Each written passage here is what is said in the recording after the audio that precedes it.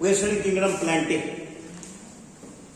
because we have broadly classified living organisms into 5 kingdoms as stated by Whittaker. Kingdom Monera, Kingdom Protista, Kingdom Fungi, Kingdom Plantae and Kingdom Animalia. सजीवांचे हे 5 गट आहेत. Kingdom Monera मध्ये कोण येतात? Bacteria.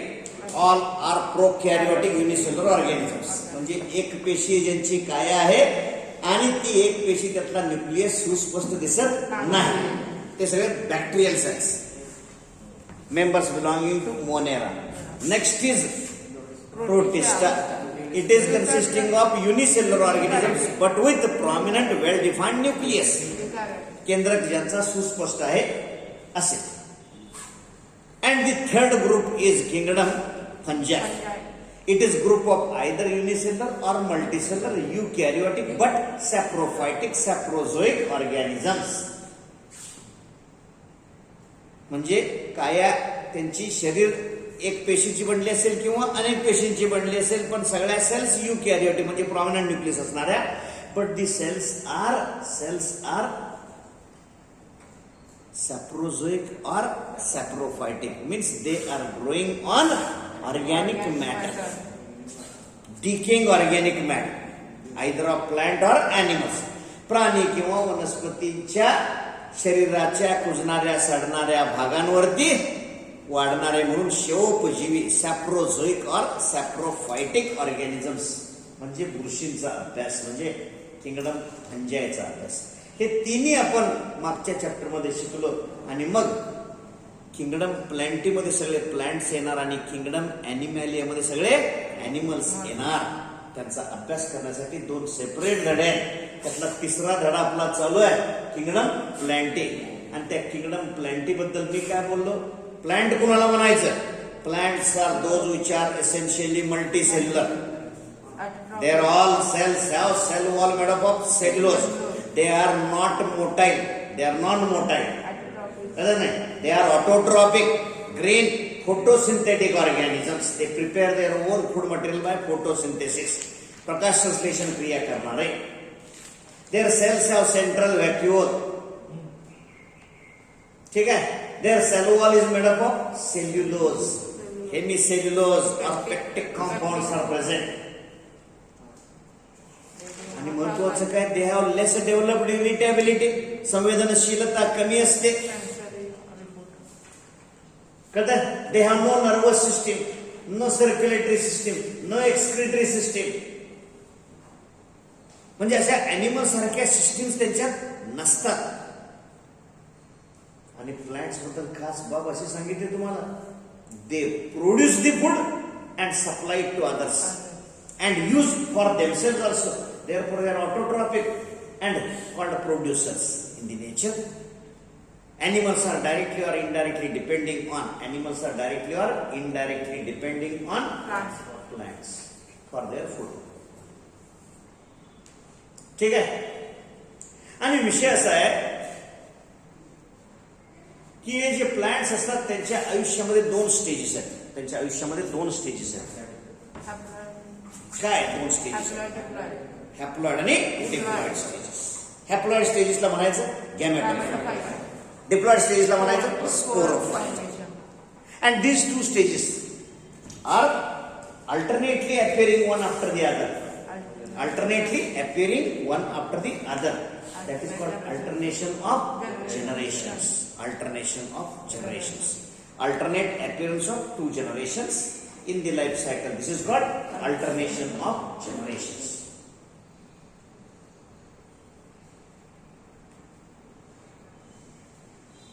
हे जे प्लांट्स आहेत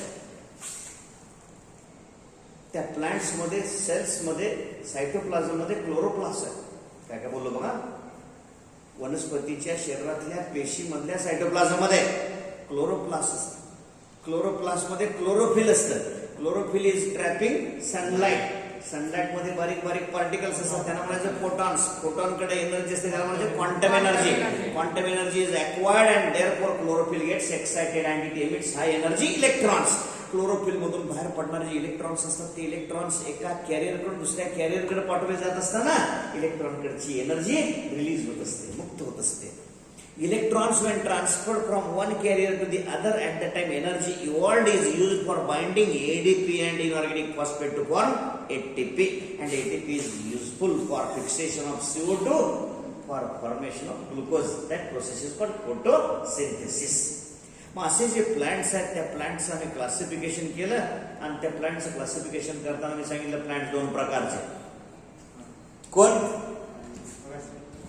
Non-flowering plants and flowering plants. Non-flowering plants are lower plants that are called cryptogams. Flowering plants are called phanerogams. क्रिप्टॉस म्हणजे दडलेले, गॅमी म्हणजे सेक्स. सेक्स ऑर्गन्स ज्यांचे दडलेले ते क्रिप्टोगॅम्स. आणि फेनेरोगॅम्स म्हणजे where exposed flowers are present. Exposed flowers are present. Flowering plants. लक्षात येतं. एक्सपोज म्हणजे प्रदर्शित होणार. काय प्रदर्शित होणार आहे? सेक्स ऑर्गन्स ज्यांचे प्रदर्शित होतात ते. Sex organs are exposed. मग ते हायर प्लांट्स आहेत ज्यांच्यामध्ये फुलंच येत नाहीत ते लोअर प्लांट्स आहेत. मग सेक्स ऑर्गन्स आहेत ना त्याच्यात आहेत पण ते दडवून ठेवले ते, मग त्यांना क्रिप्टोगॅम्स म्हणतात. आणि ते जे क्रिप्टोगॅम्स आहेत त्यांच्यामध्ये दोन ग्रुप सांगितले, thallophyta, bryophyta. These are non vascular plants. आणि टेरिडोफायटा हा जो ग्रुप आहे तो व्हॅस्क्युलर प्लांट्स. व्हॅस्क्युलर म्हणजे कोण? ज्यांच्याकडे झायलेम. झायलेम म्हणजे कोण? Cells which are conducting water. जलवाहिन्या, पाणी बरोबर नेणाऱ्या सेल्स जे आहेत ते झायलेम सेल्स. ज्यांच्याकडे आहेत ते व्हॅस्क्युलर प्लांट्स. ज्यांच्याकडे नाहीत ते non vascular plants. Non vascular plants दोन प्रकारचे, थॅलोफायटा आणि ब्रायोफायटा. थॅलोफायटा मध्ये सगळे अलगी येतात जो आपला अभ्यास सुरू आहे, आणि ब्रायोफायटा मध्ये जे आहेत ते पाणी सोडून जमिनीवर आलेले वनस्पती आहेत. कळतं? Liverworts, hornworts. आणि जे टेरिडोफाइट्स म्हणून ज्यांचा उल्लेख केला ते first vascular cryptogams. First vascular cryptogams. सगळ्या शब्दांचा अर्थ नीट समजावून घ्या. आणि मग या सगळ्याचा उल्लेख करत करत आपण सगळ्या प्लांटचा अभ्यास करायचा. सगळ्या प्लांटचा अभ्यास करण्यासाठी जरा चॅप्टर किंगडम प्लांटे आता डिव्हिजन अलगी त्याचे जे कॅरेक्टर आपण सांगितले ते कॅरेक्टरचे रिव्हिजन घेणार आहे तुमच्याकडनं मी. काय ते रिव्हिजन घेऊन मी पुढे जाणार आहे. तर अलगी यांच्याबद्दल बोलताना मी सांगितलं काय, these are aquatic. These are aquatic. Aquatic म्हणजे काय? पाण्यात राहणारे. They are living in water, growing in water. They are either marine or in fresh water.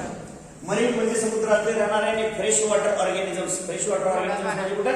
गोड्या पाण्यात राहणारे. गोडं पाणी कुठं असतं? विहिरीत, नदीत, नाल्यामध्ये, तळ्यात. हे सगळं गोडं पाणी आहे. Some are in estuaries. Some are in estuaries. Estuary म्हणजे काय? Estuaries are containing brackish water. नाही. estuary म्हणजे खाडी. खाडी म्हणजे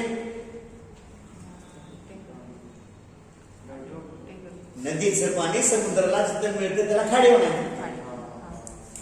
काय समजलं? तिथं पाण्यात क्षार कमी असतं. समजलं ना? तिथं कमी असतं कारण का गोड पाणी येऊन खाऱ्या पाण्यात मिसळतं आणि पाण्याच्या मुवमेंट्स संथ असतात. होळीला समुद्राच्या लाटा तिथं नसतात. पाणी संथ असतं आणि त्यात क्षार कमी असतात. त्यांना ब्रॅकिश वॉटर. एस्च्युरी म्हणजे खाडी. खाडी ती जागा जिथं गोड पाणी येऊन समुद्राला मिळतं. समजलं? सम आर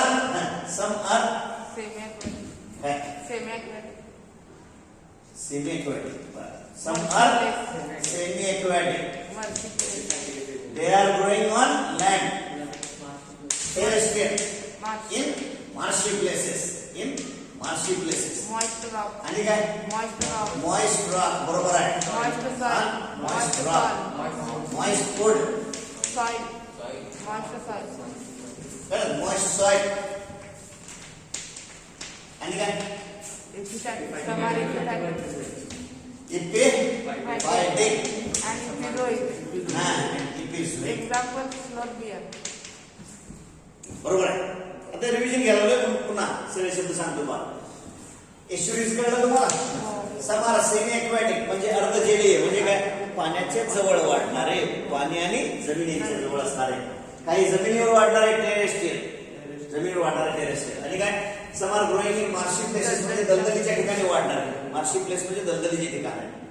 समार ग्रोइंग ऑन मॉइस्ट रॉक भिजलेला खडक कायम खडकावर पाणी पडते अशी जागा असेल ओला खडक असेल तर आणि समार ग्रोइंग ऑन मॉइस्ट वूड लाकडाचा ओंडका आहे झाडाचा बुंदा आहे सतत पाण्याने भिजतोय कारण झाडावर पडलेल्या पावसाचं पाणी जाणार कुठं झाडावरून गरमेल खाली येणार आहे तेव्हा they are growing in moist places जिथं पाय घसरून आपण पडतो ती जागा मॉइस्ट सॉइल आहे तिथं शेवाळ नक्की वाढल्या.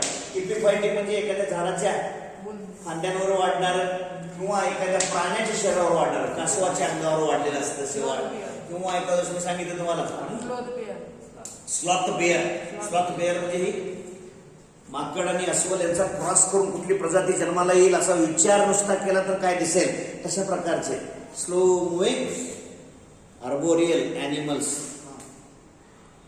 Large number of hair are present on their body and they are found in rain forest सदा पाऊस जिथं पडतो अशा जंगलांमध्ये ते असतात आणि टोकाकडची पानं खात असतात त्यामुळे सारखे ते पावसात भिजतात आणि मग त्यांच्या अंगावर शेवाळ वाढतं आणि त्यांना ते पाहिजेच असतं कारण का ते हिरवेगार झाले की त्या झाडात लपून राहतात.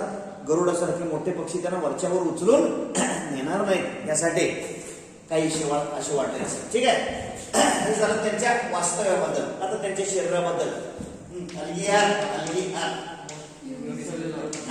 युनिसेल्युलर और मल्टीसेल्युलर. युनिसेल्युलर म्हणजे काय वन सेल और मेनी सेल असतील तर त्यांना काय म्हणा मल्टीसेल्युलर. युनिसेल्युलर और मल्टीसेल्युलर आणि काय मल्टीसेल्युलर जे फॉर्म्स असतात multicellular forms may be filamentous आहे का multicellular may be colonial colonial म्हणजे काय कॉलनी करून राहणार और कॉलोनियल असतील तर ग्लोब्युलर आहे की नाही कॉलोनियल असतील तर ग्लोब्युलर और फिलामेंटस म्हणजे तंतूसारखे धाग्यासारखे फिलामेंटस लांब लांब धाग्यासारखे.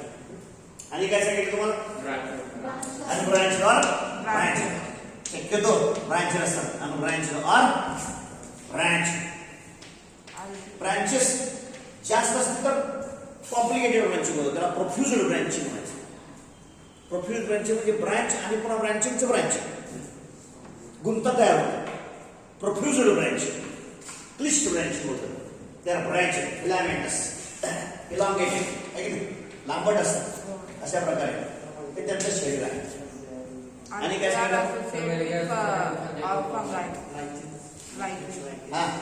they may be free living म्हणजे एकटे मुक्त संचार करणारे free living. some are unicellular motile some are unicellular and motile बरोबर. some are symbiotically associated म्हणजे आता या सगळ्या गोष्टींचा अर्थ तुम्हाला प्रत्येकाला यायला पाहिजे आहे. काय सांगितलं ते मे बी फ्री लिव्हिंग म्हणजे मुक्त संचार करणारे एकटे राहणारे. समार युनिसेल्युलर म्हणजे एक पेशी असतील ते हालचाल करत असतील तर त्यांना फ्लॅजेला असतील. समार सिम्बायोटिकली असोसिएटेड सहजीवन म्हणजे symbiosis they are depending on others and helping others दुसऱ्याला मदत करणार दुसऱ्याची मदत घेणार. गिव्ह अँड टेक रिलेशन जिथं symbiotic association है some are symbiotically associated with fungi बरोबर दोस्ती असते त्यांची to form an integrated association that is called lichen. याला काय म्हणायचं lichen. आलं लक्षात symbiotic association कसं दिसून येतं आपल्याला. आता तुम्हाला हे जर लक्षात आलं असेल तर हे त्यांच्या शरीराबद्दल बोललो आपण. आता त्यांच्यातल्या प्रत्येक सेल्स बद्दल बोलायचं सेल्स बद्दल बोलायचं. मग फंगल बॉडी दे आर हॅलॉइड म्हणजे काय soft and expanded. Soft and expanded. पाया त्यांची एकदम मऊ आहे, सॉफ्ट आहे आणि पसरट आहे. Without organs. They are thalloid. Without organs. त्याचा अर्थ काय? Without organs. ना आपण या पद्धतीने वर्णन करतोय. आणि त्याचबरोबर काय? Cells are haploid and eukaryotic. Cells are haploid and eukaryotic. पण हॅप्लॉइड असल्यामुळे काय? हॅप्लॉइड म्हणजे काय?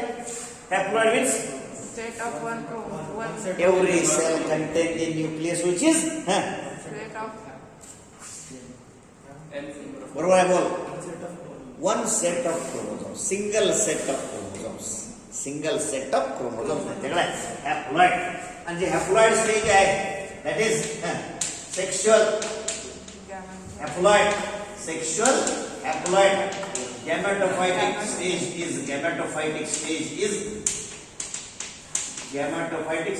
Is dominant. डॉमिनंट म्हणजे प्रॉमिनंट.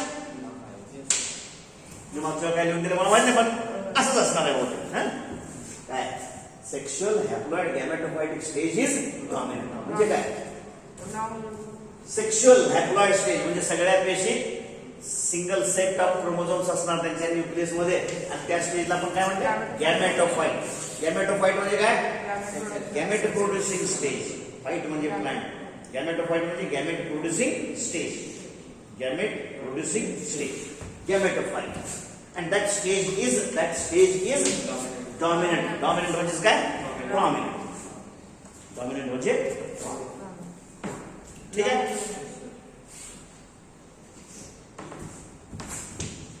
अनेक long लॉंग लाईव्ड. दीर्घायुष्य.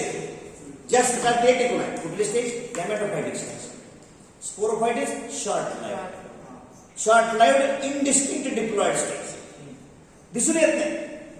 स्पोरोफाइट कधी तयार झाला, कधी काय, कुठं लपला, काय काय दिसून येत नाही. अल्पजीवी आहे, अल्पायुषी आहे. आणि तो वाढतो कुणावर? गॅमेटोफाइट वरती. गॅमेटोफाइट वरती वाढणारा स्पोरोफाइट. गॅमेटोफाइट वरती जगणारा स्पोरोफाइट. अल्पायुषी आहे आणि तो डिप्लॉइड आहे. पण तो स्पष्ट त्याचं महत्व दिसून येत नाही, म्हणून तो रेसेसिव्ह आहे, डॉमिनंट नाही. ठीक आहे. आणि पुन्हा काय म्हणतात मग? सेल्स किंवा algae have diverse forms in their structure. They have variety of forms of their structure. त्यांच्या शरीराची रचना प्रत्येकाची वेगवेगळी आहे. याशिवाय the cells have cellulose of cellulose and pectose. cellulose, And pectose. Some have algin. Some have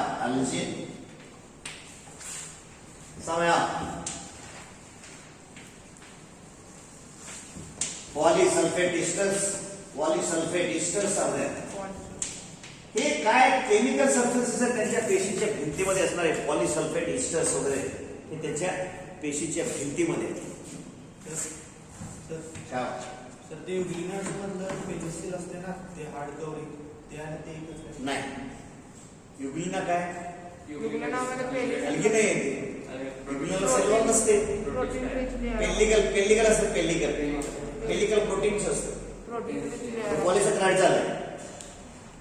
समजलं ना? Cellulose complex sugar आहे. Pectic compound complex sugar आहे. पेलिकल ही सेल्युलर नाही, फ्लेक्झिबल आहे, रिजिड नाही. आणि सेल्युलर मधला सबस्टन्स वेगळा. पेलिकल मध्ये फर्मनेस येतो, रिजिडिटी कमी आहे, फ्लेक्झिबल जास्त.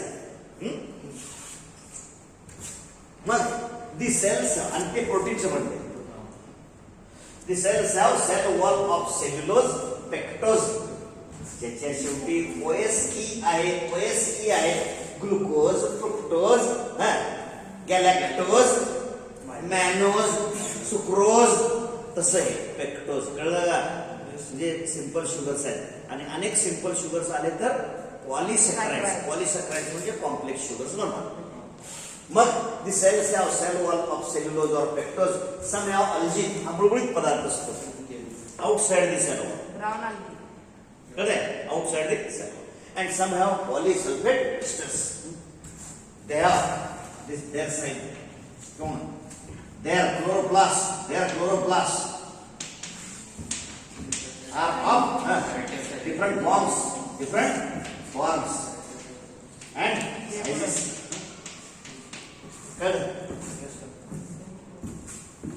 food is stored stored in the form of in the form of starch कळतंय लॅमिनारिन किंवा काय मॅनिटॉल किंवा काय क्लोरिडियम स्टार्च Oil droplets. किंवा काय सांगितलं ऑइल ड्रॉपलेट्स आहेत वगैरे हे त्यांच्यामध्ये साठवून राहिलेलं अन्न आहे याशिवाय काय सांगितलं तुम्हाला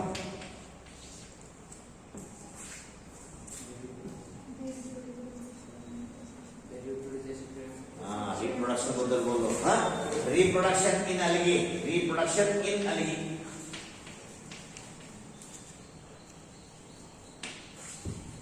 by two methods asexual reproduction आणि काय sexual reproduction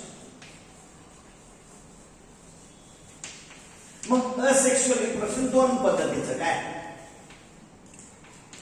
one fragmentation आणि काय spore formation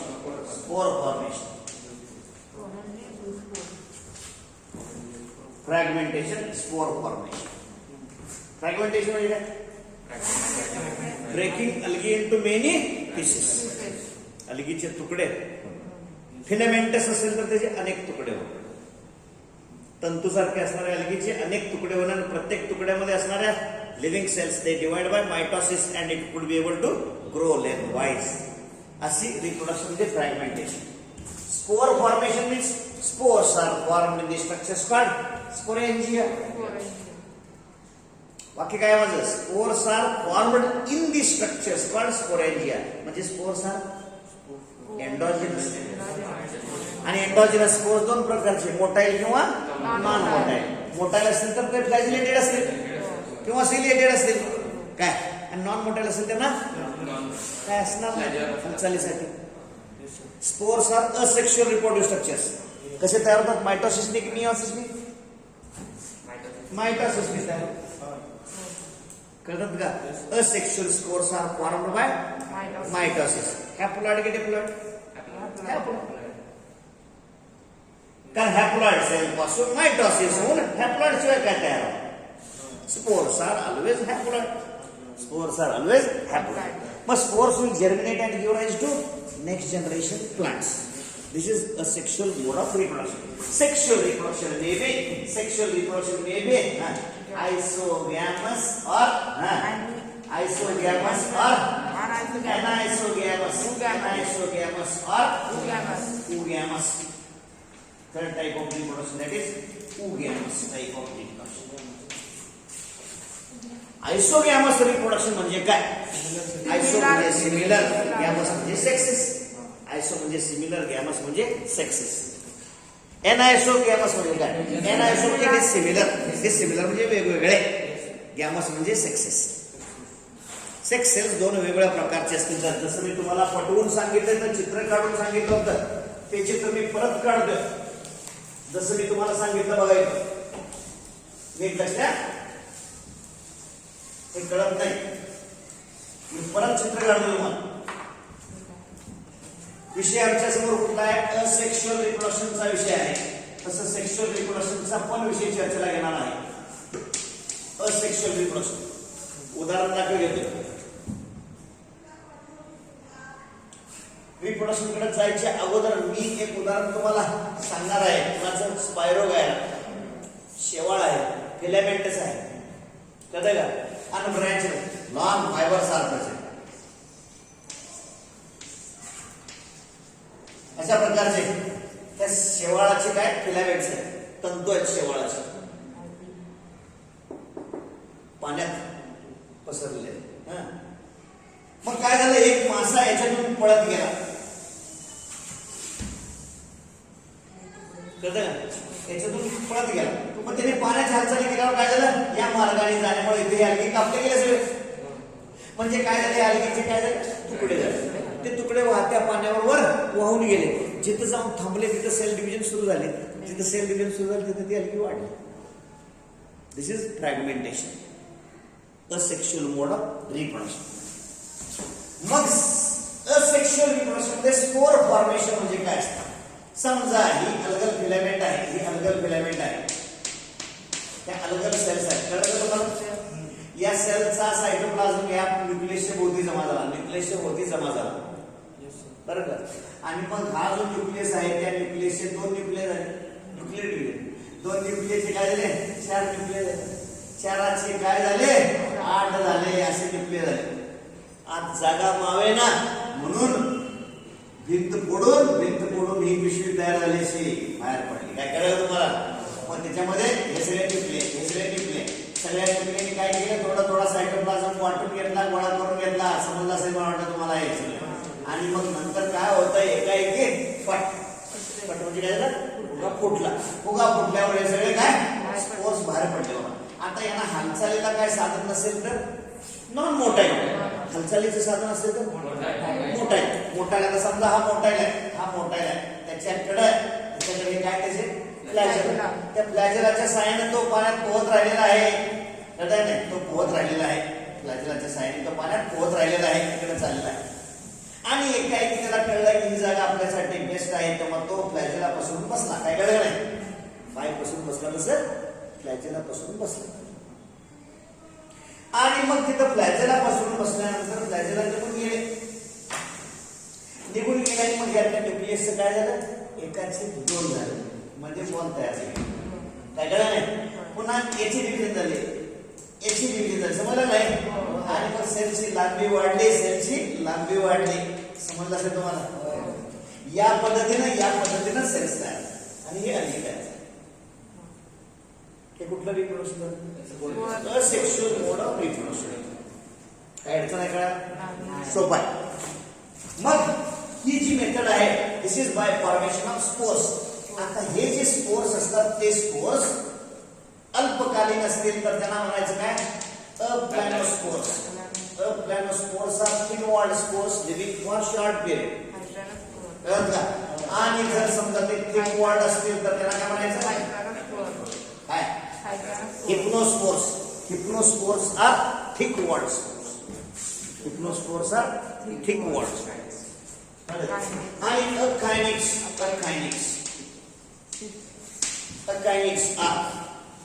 Akinets are that spores which store food material. They fix the nitrogen. त्याच्याकडे अन्न साठवून राहिलं असतं. आणि cysts. These are with the transformed cytoplasm. यानंतर चित्र काढून टाकायचं म्हणाल तर planospores are thin walled spores. Hypnospores are thick walled. कळलं का बघा. Akinets are thick-walled, no doubt, but they have stored the food material in their cytoplasm. कळलं का बघा. प्रत्येकाचा फरक कळला पाहिजे. आणि इथं पुढे cysts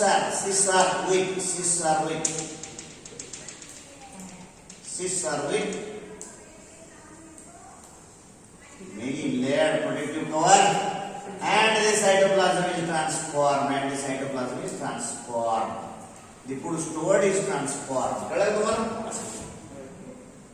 मग हे 1 महिनाभर टिकत असेल तर हे 6 महिने टिकेल, वर्षभर टिकेल, वर्षानुवर्ष टिकेल. ग्रेडेशन नुसार मी सांगितलं. त्यांना हालचाल करता येते का, नाही. Non motile spores are special spores. पाण्यात तळाला जाऊन बसत, गाळात जाऊन बसत. मग पुन्हा या वर्षीचं पाणी उडून गेलं सगळं, तलाव सुकला. मग पुढल्या वर्षीच्या पावसाचं पाणी आलं, नवीन पाण्यानं तलाव भरला आणि त्या तलावात पुन्हा शेवाळ आलं. कुणी पेरलं. तर नव्हते गेल्या वर्षीचेच तिथे गाळात असलेले सगळे वाढायला सुरुवात झाली. कळलं नाही अशा पद्धतीने पुन्हा शेवाळण कसं भरतं, जसं मी तुम्हाला स्टोरी सांगितली ते आठवते का? तुमच्या घराच्या टेरेसवर असलेल्या पाण्याच्या टाकीत शेवाळ वारंवार का होतं? त्याचं उत्तर असं आहे, कारण का डिसीज विल रिमेन हायडिंग. हे कुठले असेक्शुअल स्पोर्स. आणि मग सेक्शुअल रिप्रोडक्शन होत असताना मी तुमच्या पुढं विषय मांडला होता. तो विषय असा होता, काय सेक्शुअल रिप्रोडक्शनचा विषय आपल्याकडे असा होता की जर समजा असे स्पोर्स आहेत दोन्हीही आकाराने सारखे आहेत. काय कळलं नाही? आणि याला विचारलं काय कळलं नाही, ते त्यांच्या पद्धतीने चालू आहे, फिरायला लागले, पण त्यांचा कॉन्फिडन्स कमी आहे. आत्ता कुठं तर आपण झूस स्पोर्स मगाशी सांगितलं नाही, तशा पद्धतीने आपण रिप्रोडक्शन करायचं म्हटलं तर सायटोप्लाझम आमचं कमी पडतंय. कळलं? सायटोप्लाझम आमचं कमी पडतंय.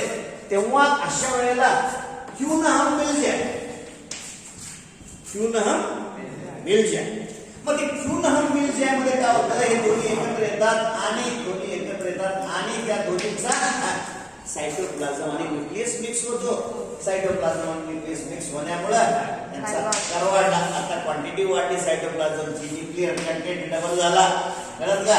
आणि त्यांच्याकडे ही जी अवस्था निर्माण झाली त्याला काय म्हणतात? झायगोट. त्या झायगोटचं आता काय म्हणूया आपण? झायगोस्पोर. झायगोस्पोर कधी म्हणायचं? Zygote when it loses the flagella and develops a protective cover. आणि मग आता याचं काय होतं तर याचं होतं मियोसिस होतं. याचं काय होतं? मियोसिस होतं. समजा आलं काय सगळं? पुन्हा ऐका, याचं मियोसिस झालं की त्याच्यापासून किती सेल्स तयार होतात? 4 सेल्स तयार होतात. आणि हे जे स्पोर्स आहेत these are called काय म्हणतात? मियोस्पोर्स मध्ये. यांना काय म्हणायचं? मियोस्पोर्स. आलं लक्षात? मियोस्पोर्स. मियोसिस मुळे तयार झाले हे मियोस्पोर्स. आणि मग मियोस्पोर्स पासून याचं जर्मिनेशन होतं आणि त्यांच्यापासून काय तयार होतं? नवीन फिलामेंट तयार होतं, नवीन अलगल फिलामेंट तयार होतं. असे अनेक स्पोर्स एकाच वेळेला निर्माण झाले की त्यांचे इलॉंगेटेड फिलामेंटस बॉडी तयार होते आणि ते अलगी डेव्हलप. ठीक आहे. मग जर समजा असं असेल स्ट्रक्चरली डिसिमिलर गॅमेट्स. बरं, गॅमेट्स तयार होताना मियोसिस होणार का मायटोसिस होणार?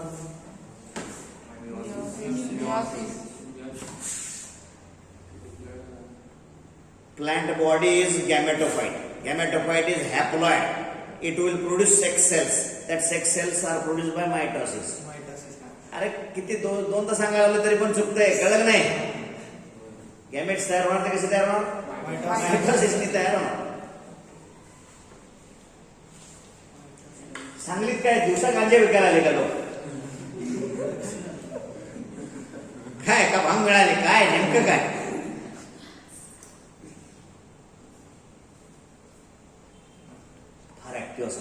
सावध असावं. कारण पाकिट कधी मारतात सांगा बघ. बेसावध असताना उत्साह.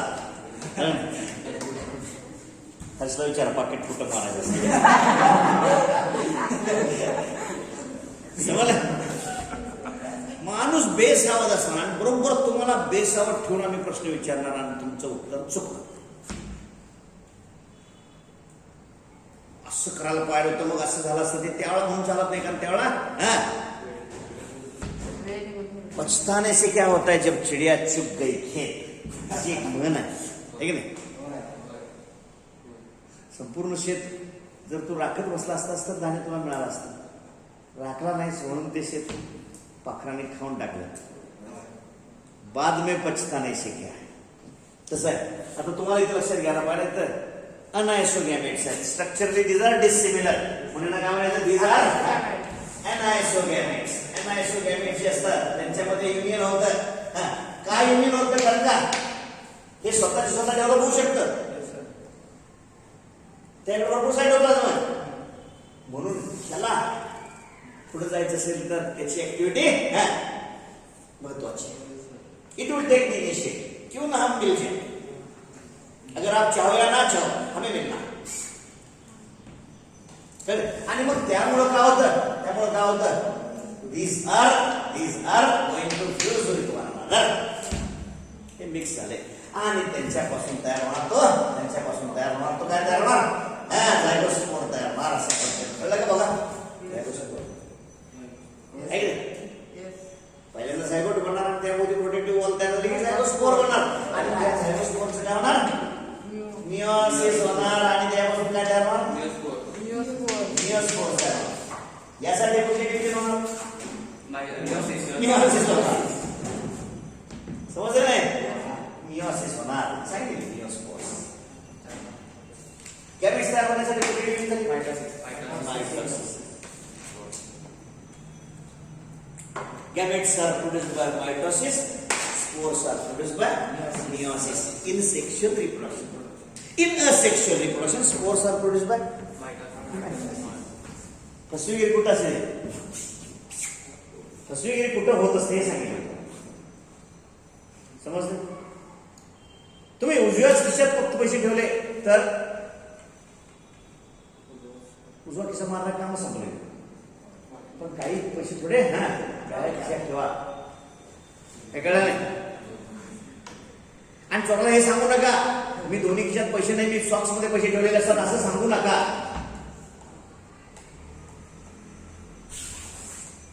ते कळतं का NIS घ्या. पण झाली गंमत कशी माहितीये का. हे सेक्स सेल्स पाण्यात सोडले जात होते. पाण्यात पोहोच जात होते. त्यांच्यामध्ये फलन मिलन होत होतं. सगळं बरं चाललं होतं. पण दुष्काळ पडायला लागला. पाणी आटायला लागलं. पाणी वाहून निघायला लागलं. पाण्याच्या किनाऱ्यावर जाऊन काहींचा मृत्यू व्हायला लागला. गॅमेट्सचं युनियन होत नाही. फर्टिलायझेशन झाल्यानंतर टिकत नाही. टिकलेलं पुढं वाढत नाही. असं फार झालं. मग जगायचं कसं आपल्या जीवनाचं सातत्य कसं व्हायचं ह्या चिंतेनं ग्रस्त झाल्यानंतर मग त्यांच्यात काही बदल झाले. तर त्या बदलामध्ये gametes are made non motile. म्हणजे काय काढून घेतले त्यांचे ते भरकटले जाऊ नयेत म्हणून त्यांचे काय काढून घेतले फ्लॅजेला काढून घेतले. आणि दुसऱ्या प्रकारच्या गॅमेट्सना तिथं जायला सांगितलं तुम्ही तिथं जा. Oogamous type of reproduction. One is made static non-motile and others are made motile. मग मोटाईल मध्ये मरणाऱ्यांची संख्या भरपूर आहे.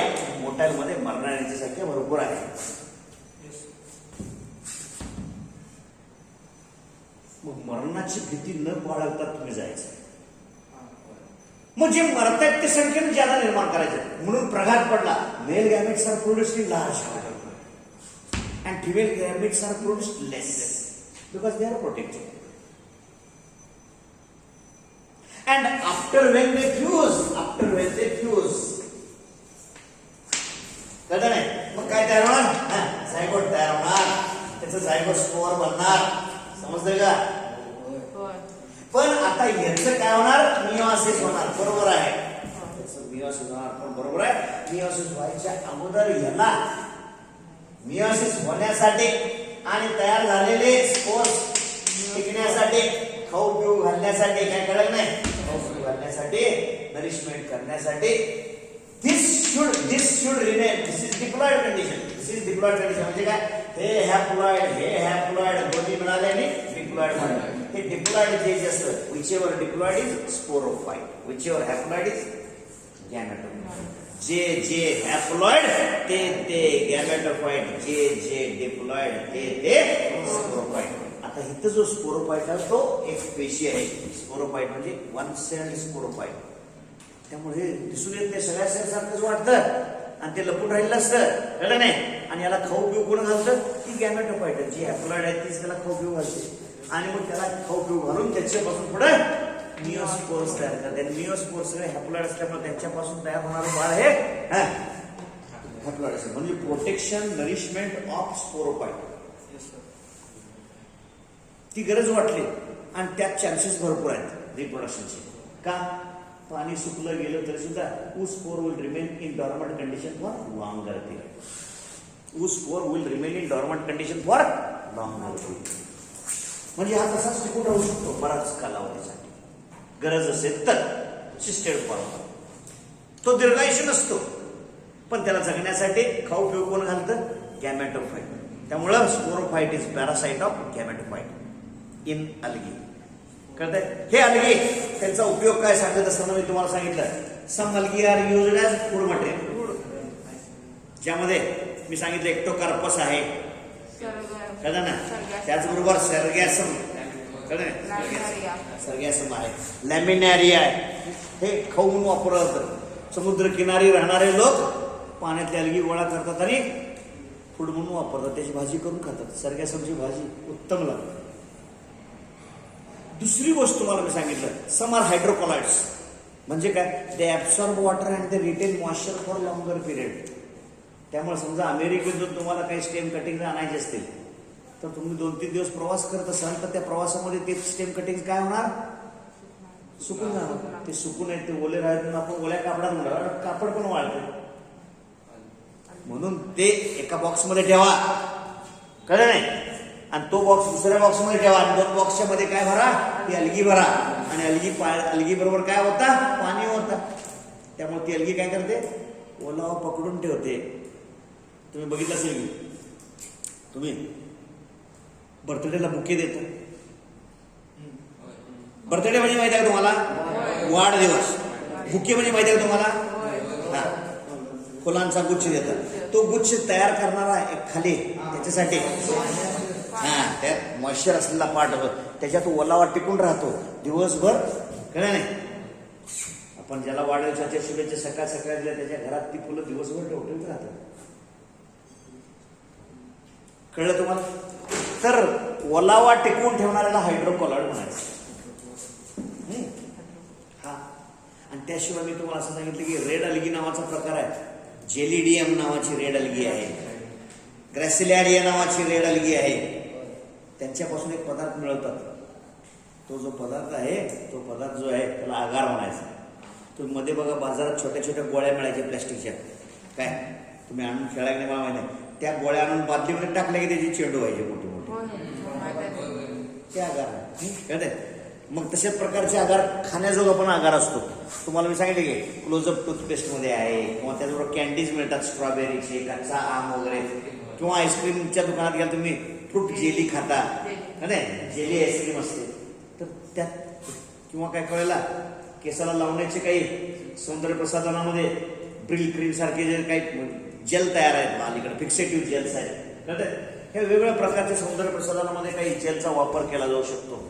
तर हे जे जेल आहे ते सगळं अलगीपासून मिळालेलं असतं, माहीत असू द्या आपल्याला. त्यामुळं काही अलगी असेल, they are good source of proteins. Spirulina, chlorella हे सगळे अलगी स्पेस ट्रॅव्हलर्स मार्फत वापरले जातात. कशासाठी? As good source of proteins, असं मी तुम्हाला सांगितलं. आणि हे अलगी 3 प्रकारचे आहेत. आणि त्या 3 प्रकारच्या अलगीमधले क्लोरोफायसिक, प्युरोफायसिक आणि रोडोफायसिक असे 3 प्रकारचे अलगी. त्यापैकी मी तुम्हाला क्लोरोफायसिक बद्दल सांगितलंय असं माझं मत आहे. क्लोरोफायसिक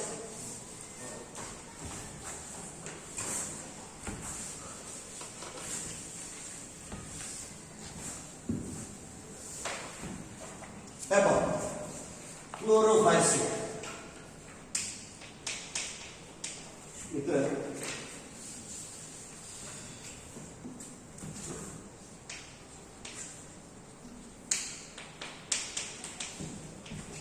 प्युरोफायसिक आणि रोडोफायसिक.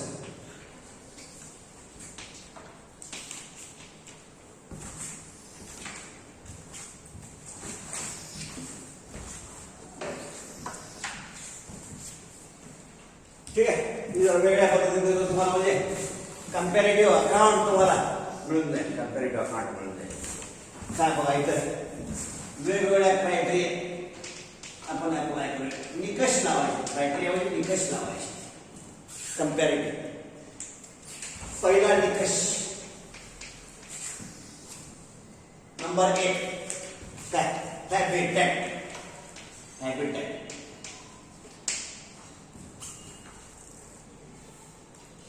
क्लोरोफायचं म्हणजे काय क्लोरोफायचं म्हणजे काय ग्रीन अल्गी प्युपायचं म्हणजे काय ब्राउन algae. ब्राऊन अल्गी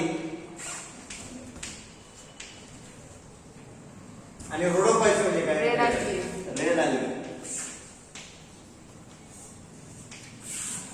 ठीक आहे ती त्यांची उपनावं झाली मग हॅबिटॅट म्हणजे राहायची जागा त्यांची वास्तव करण्याची जागा क्लोरोफायसे these are mostly freshwater forms mostly freshwater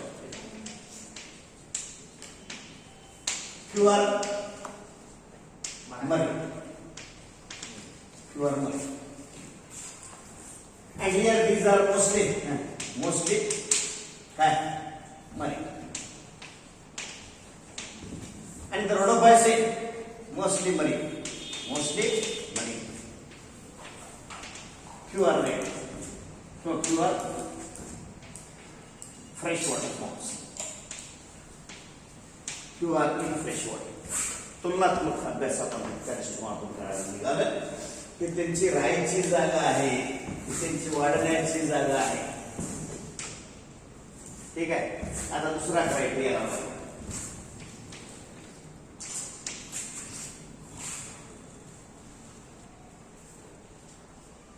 समजतंय आता जो दुसरा क्रायटेरिया त्यांचं जे नेचर आहे ते जर नेचर जर विचारात घेतलं तर these are unicellular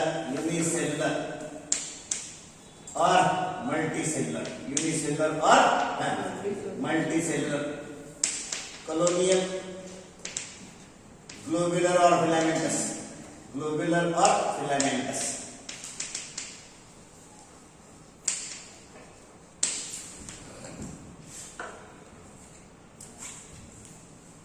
ठीक है here these are multicellular giant size आकाराने खूप मोठे म्हणजे किती साधारण 300 ते 400 फूट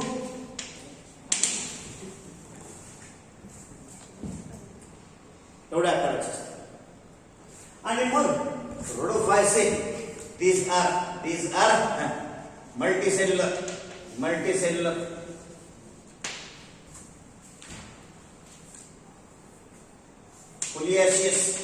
foliaceous or branched filamentous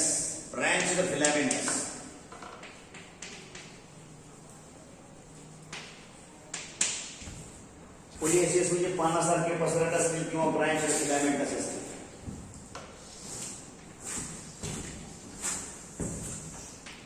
सगळ्यांचे सेल्स आपल्याला आहेतच पण सेल वॉल कशाची बनलेली आहे cell wall it is made up of cellulose and pectose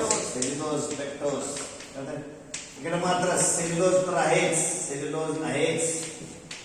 आणि त्याच्या भोवती अल्जिन नावाचं काय आहे कव्हर आहे अल्जिनचं कव्हर आहे याशिवाय इतर रोडोफायसी जे आहेत त्यांच्यामध्ये मात्र सेल्युलोज आहे त्याचबरोबर पॉलिसल्फेट इस्टर आहे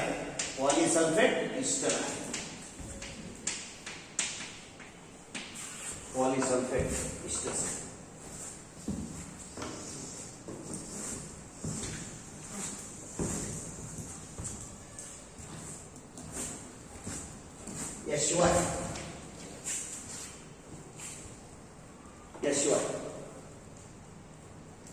आपल्याला पिगमेंट्स विचारते पिगमेंट्स त्याच्यामध्ये फोटोसिंथेसिस साठी पिगमेंट्स ऑफ फोटोसिंथेसिस मग इथं आपण लक्षात घ्यायला पाहिजे क्लोरोफिल एक सगळ्यांकडे आहे बघा क्लोरोफिल एक सगळ्यांकडे आहे क्लोरोफिल एक सगळ्यांकडे आहे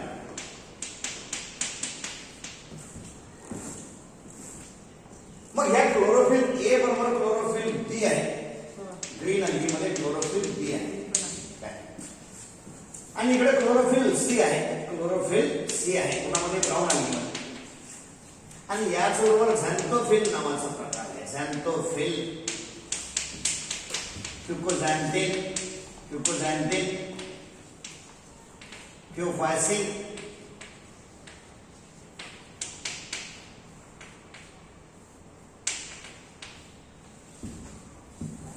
इतर रेड अल्गीमध्ये क्लोरोफिल ए आहे, तसं क्लोरोफिल डी पण आहे बरं का, क्लोरोफिल डी आहे. आणि त्याचबरोबर फायकोइरिथ्रिन नावाचं पिगमेंट आहे, फायकोइरिथ्रिन नावाचं पिगमेंट आहे, फायकोइरिथ्रिन नावाचं पिगमेंट आहे.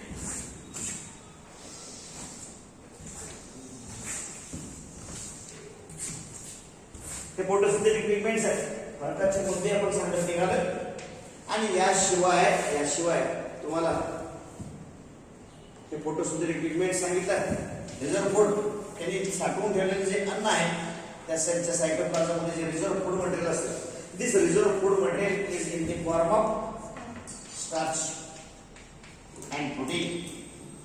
Starch and protein stored in pyrenoids, stored in pyrenoids are the structures present on the chloroplast. Pyrenoids on chloroplast. chloroplast मध्ये अन्न साठवून राहिलेलं असतं. ते प्रोटीन सराउंडेड बाय स्टार्च. आणि इथं मात्र बघा food is in the form of laminarin and mannitol. या फॉर्म मध्ये food material is stored. And here the food material is in the form of chloridian starch. Chloridian starch. This is the reserve food material present stored. मग इथं जे spores असतात, खास करून स्पोर्सचा उल्लेख करूया आपण. The spores are flagellated.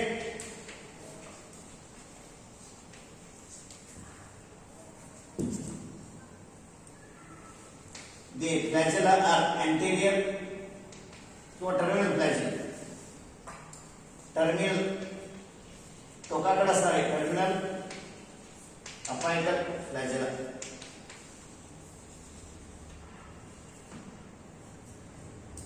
about 2 to 8 terminal apical flagella. Xanthophyll sir brown pigment आहे. झॅन्थोफिल झॅन्थोफिल हे येलो पिगमेंट आहे. कळतंय? सर ते yellow आहे तर मग brown अल्गीमध्ये कसं काय? किती ब्राऊन पिगमेंट? असं ते फ्युकोझॅन्थिन ते ब्राऊन कडे जातं. फ्युकोझॅन्थिन. लॅमिनॅरिन आणि मॅनिटॉल हे फूड मटेरियल आहे. तसेच आहे टू अनइक्वल लॅटरल फ्लॅजेला.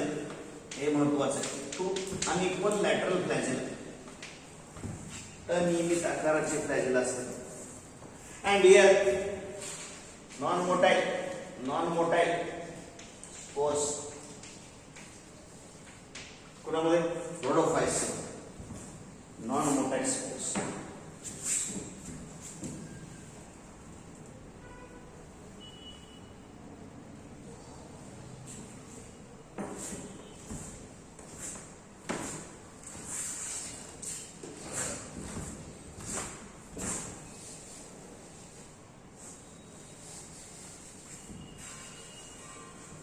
आता याच्यामध्ये तुम्हाला मी एक्झाम्पल सांगतो बघा.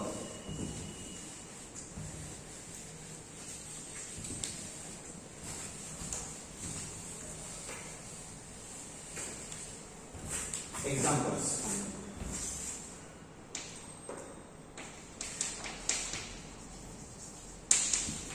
त्या एक्झाम्पल्स मध्ये स्पायरोगायरा, क्लॅमिडोमोनास,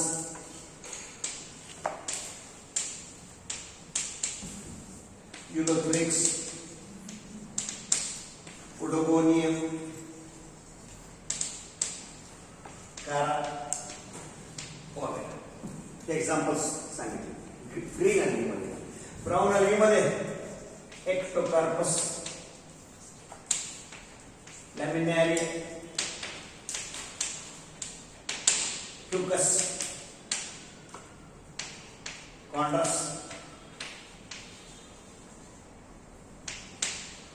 सर्गॅसम इत्यादी. तसे इतर रेड अल्गीमध्ये पॉलिसायफोनिया, एक्टोकार्पस, बॅट्रॅकोस्पर्मम,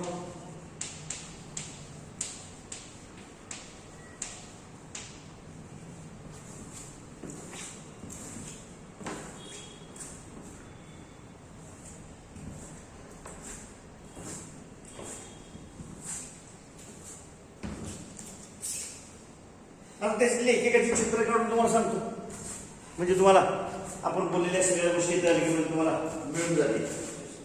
पहिले अलगी ग्रीन अलगी घेऊन आपण स्पायरोगायरा माहित करून घेऊया.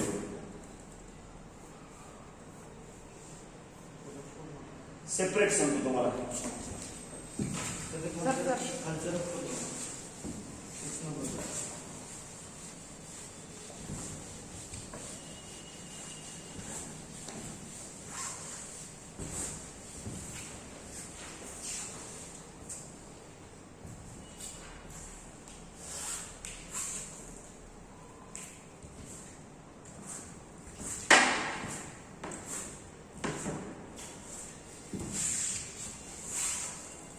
Apical flagella.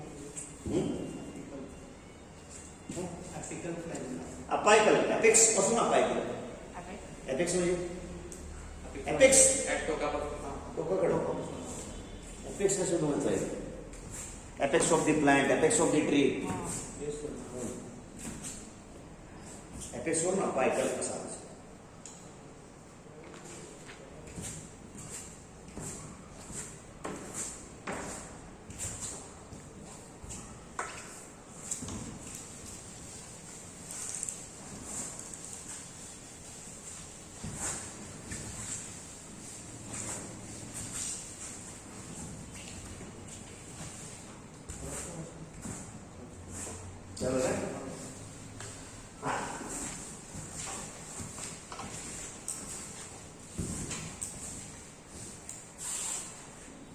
एक्झाम्पल्स लिहिले तुम्ही इथं बघा. एक्झाम्पल्स इथं मी ग्रीन अल्गीचे एक्झाम्पल घेतो बघा. Green algae spirogyra. हे बघा सोपं आहे. हे पाणी पाणी त्या पाण्यामध्ये हे अलगी. आता तुमच्या लिखाणात माझ्या सगळ्या गोष्टी आल्याच असतील असं नाही. त्यातल्या बऱ्याचशा गोष्टी मी इथं सांगतोय त्या तरंगत राहिलेल्या. स्पायरोगायरा मल्टीसेल्युलर फिलामेंटस आहे. मल्टीसेल्युलर फिलामेंट आहे. त्यातला एक धागा मी ओढून काढला. हा ओढून काढलेला धागा आम्ही आमच्या लॅबोरेटरीत घेऊन गेलो आणि मायक्रोस्कोपने बघितलं. मायक्रोस्कोप खाली बघितल्यानंतर आम्हाला त्यामध्ये सेल्स असले. ठीक आहे, समजतंय? या सेल मध्ये ही दिसणार ती काय दिसणार सांगा? दिस इज दी सेल वॉल. काय या सेल वॉलच्या भोवती म्युसिलेज असतं. म्युसिलेज गुळगुळीत पदार्थ आहे. हे काय म्युसिलेज आहे.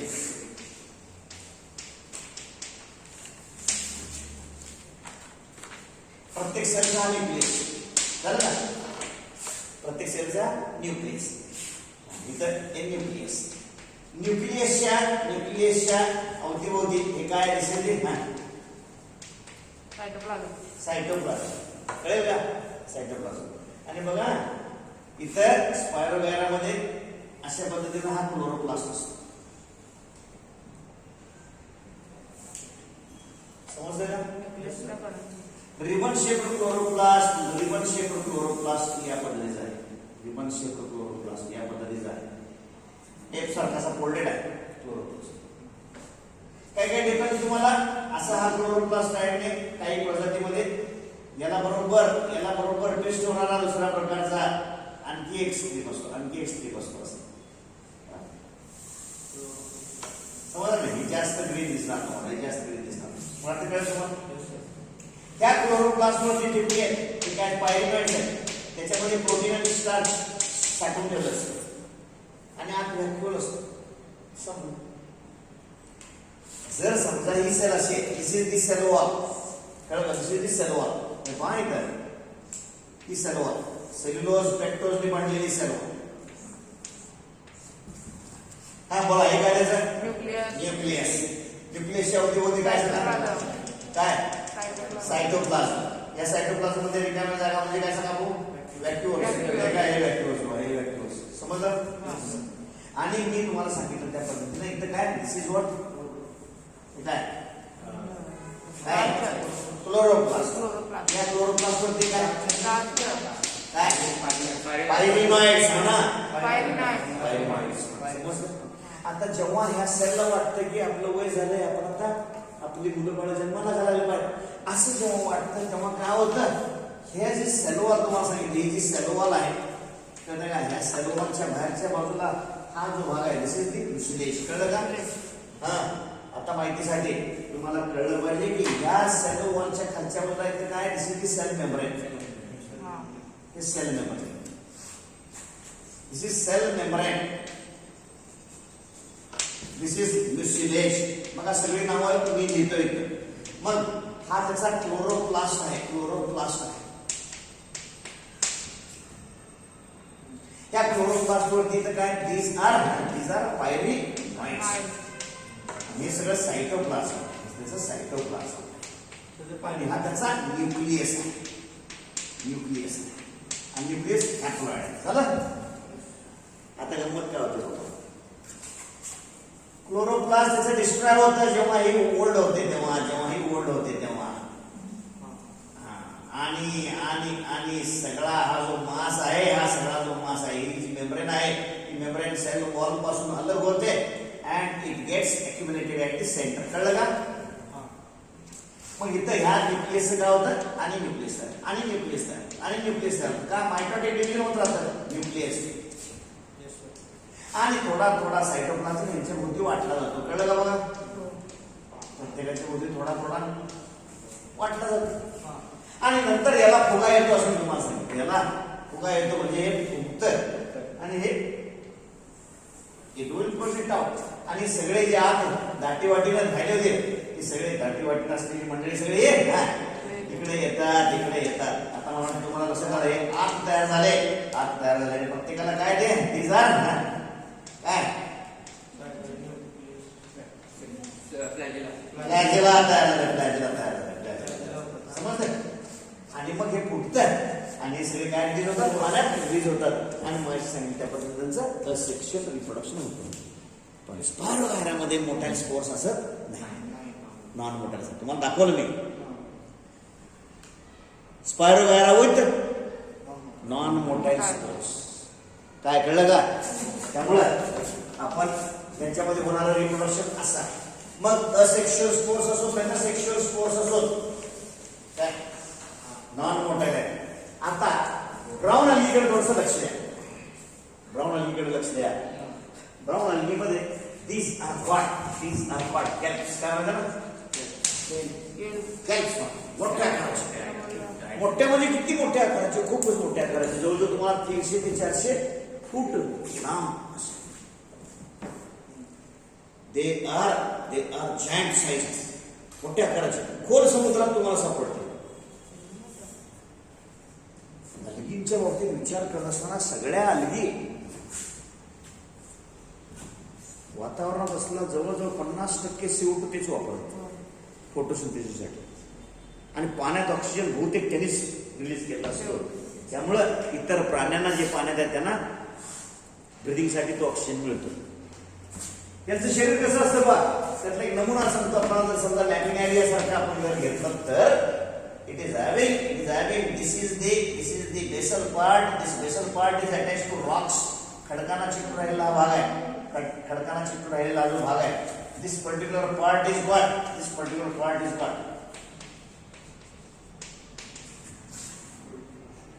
Holdfast. This is the foot.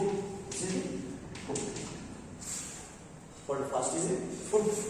And there is present elongated part that is called stike. And the expanded portion is very, very long.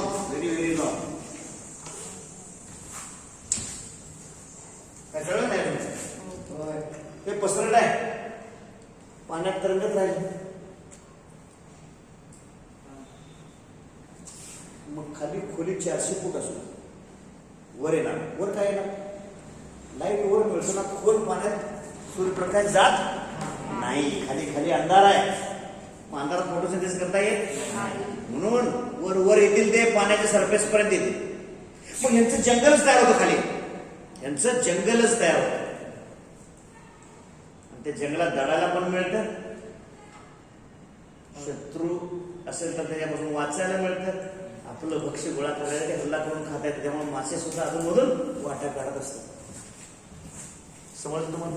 मग यांचा हा जो एक्सपांडेड पार्ट असतो, this expanded part is called frond. म्हणजे जे body parts आहेत, hold fast, stipe आणि frond, किंवा फुट, स्ट्राइक आणि frond. Frond contain cells with chloroplast and cells have vacuoles. Cells have vacuoles और sometimes air bubbles are form.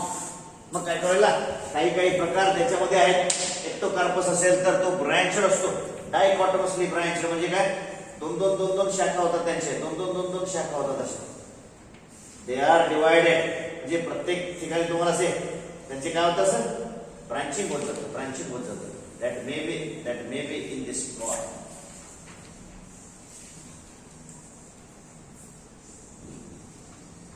समजावं, हा सगळा फ्रॉन्ट आहे, हा फ्रॉन्ट आहे. आणि त्याच्यामध्ये काय असतात, बरेचसे एअर ब्लॅडर्स असतात.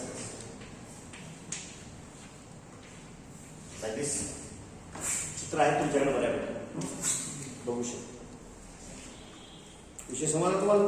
मग यांच्यामध्ये ऑलिव्ह ग्रीन कलर पासून पुढे brown colour, tinge olive green to brown, अशा प्रकारे त्याचा रंग दिसतो. समुद्र किनाऱ्यावर कधी फिरत असाल तुम्ही तर समुद्र किनाऱ्याला ब्राऊन कलरचं सरग्यासम येऊन पडलेलं असतं, फुल्ली ब्राऊन असतो, फुल्ली ब्राऊन कलरचं असतो. आपण त्या दृष्टीने वाहतो. शेवटची जी अलगी आहे काय, रेड अलगी. रेड अलगी मध्ये कुठला पिगमेंट सांगितलं मी तुम्हाला, फायकोइरिथ्रिन. फायकोइरिथ्रिन सांगितलंय का? हा.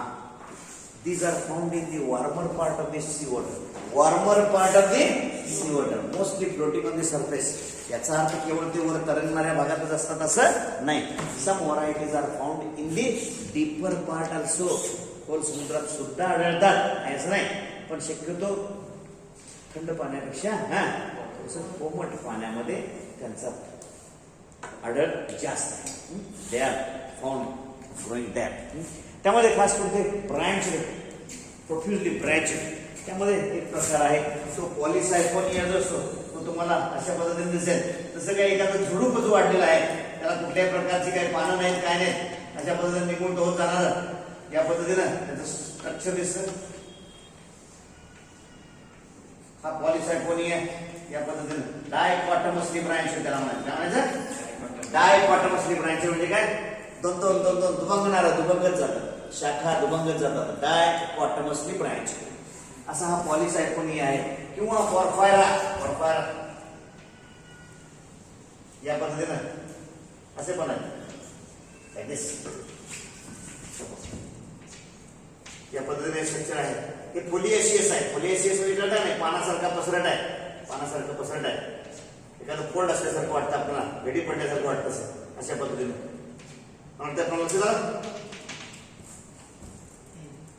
समज इरेग्युलर असा फॉर्म आहे, डेफिनेट असं expanded and folded, expanded and folded अशा प्रकारे. नाही नाही नाही नाही नाही एक्सपांडेड स्ट्रक्चर असं, एक्सपांडेड स्ट्रक्चर.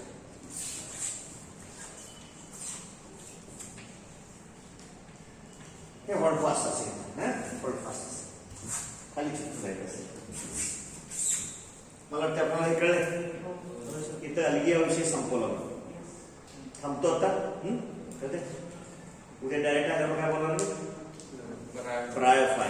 ब्रायोफाय कारण का आपण एका दिवशी 1 युनिट संपवायचं म्हणलं, पण 2 दिवसाला 1 युनिट संपायला लागणार.